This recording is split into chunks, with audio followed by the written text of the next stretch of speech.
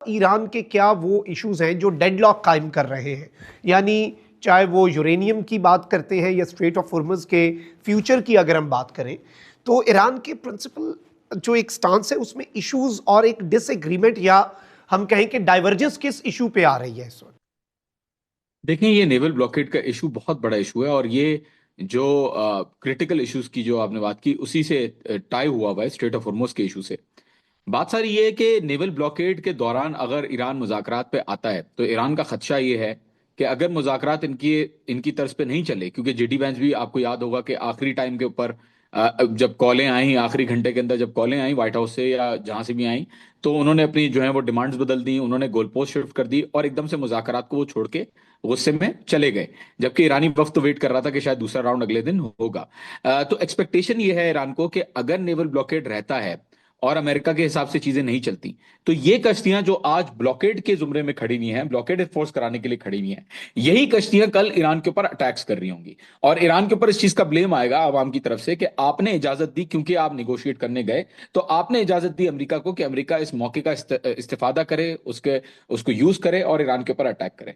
तो ये एक बहुत बड़ा एक एक मसला है, क्योंकि ईरान ने सोचा था कि हम स्ट्रेट ऑफ हॉर्मुज खोल देंगे तो अमेरिका जो है वो नेवल ब्लॉकेड हटा देगा, लेकिन बहरहाल ऐसा नहीं हुआ।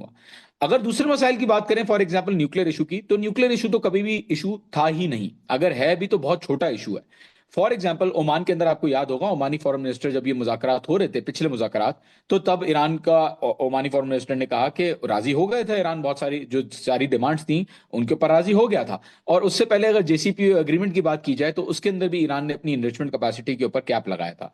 तो न्यूक्लियर इशू तभी रिजॉल्व होगा जब ये स्टेट ऑफ हॉर्मुज का इशू रिजॉल्व होगा।